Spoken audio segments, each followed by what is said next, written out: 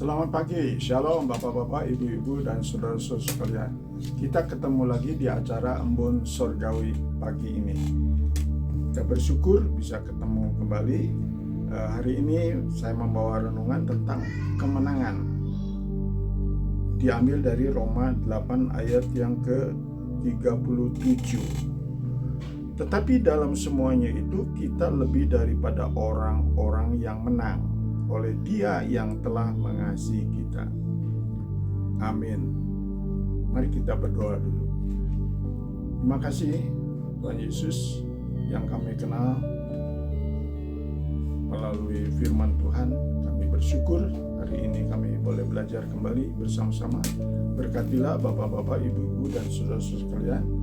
Berilah kesempatan untuk mendengar firman hari ini supaya menikmati kemenangan demi kemenangan dalam hidup kami hanya oleh pimpinan Roh Kudus. Dalam nama Yesus kami serahkan doa ini. Amin. Dikatakan bahwa kita lebih dari orang-orang yang menang oleh karena Yesus mengasihi kita. Oleh karena Yesus telah berjuang untuk kita. Karena semua tidak berdaya, semua adalah penghuni neraka, tetapi Yesus datang dan Dia rela mati disalib dengan darahnya yang mahal, menanglah atas maut dan juga atas pencobaan. Di dalam 1 Korintus 15 dikatakan kita bersyukur atas kemenangan Yesus atas maut. Oleh Yesus Kristus yang memberikan kemenangan bagi kita. Yang kedua, bahwa kita juga bersyukur ketika kita masih hidup di dunia ini, masih banyak cobaan, penderitaan, bencana, dan lain. Tetapi Yesus memberi contoh kepada kita. Dalam Ibrani 2 ayat 18, Yesus sanggup menolong kita karena Ia sudah mengalami hal itu semua dan Ia menang menghadapinya. Jadi kita tentu harus selalu berfokus kepada Yesus. Dan di dalam 1 Yohanes 2 ayat 6 juga dikatakan bahwa kita harus wajib seperti Yesus. Yang telah digoda, ia menang. Dan juga ia hormat kepada Bapa. Ia taat, itulah kemenangannya karena ketaatannya. Dan ia juga rendah hati, diangkat ya sebagai imam besar. Jadi kita perlu tiru teladan daripada Yesus Kristus. Dan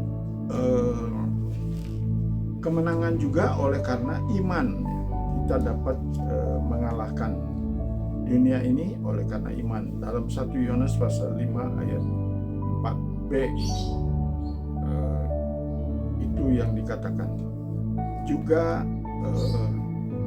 kita perlu bersama-sama dalam kemenangan ini. Tentu kita harus respon, bukan hanya bersyukur di mulut atau lidah bibir, tetapi kita harus BPPS, yaitu bersyukur plus bukti syukur, ya, seperti yang dilakukan Sakyus atau Maria Magdalena ataupun Daud, Paulus juga demikian. Nah, ada ayat yang mengajak kita bagaimana untuk menikmati kemenangan ini. Di dalam 1 Korintus pasal yang ke-15 ayat 58, apa nasihat kepada kita yang sangat harus diingat dan diyakini serta dihafalkan, yaitu 1 Korintus pasal 15 ayat 58. Karena itu saudara-saudara yang kekasih, berdirilah teguh, jangan goyah, dan giatlah selalu dalam pekerjaan Tuhan, sebab kamu tahu bahwa dalam persekutuan dengan Tuhan jerih payahmu tidak sia-sia. Jadi kalau kita ingin hidup tidak sia-sia, hampa, kita harus berdiri teguh dan tidak goyah.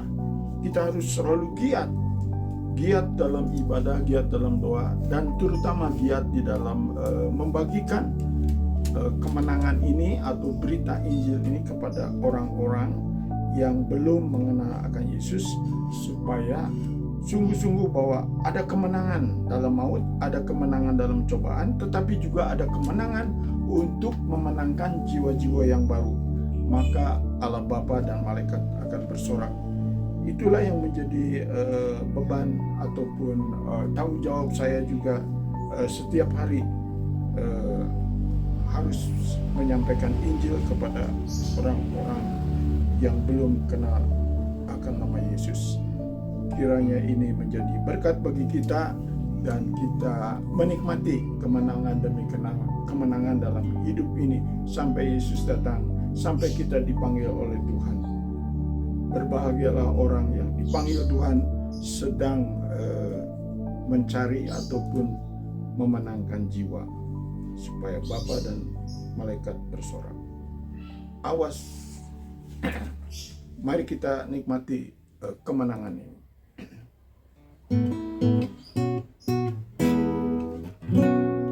Kemenanganlah, kemenanganlah, oleh darah Yesus kemenanganlah. Atas hukuman maut, atas cobaan, oleh Yesus kita raih kemenangannya. Oleh Yesus kita raih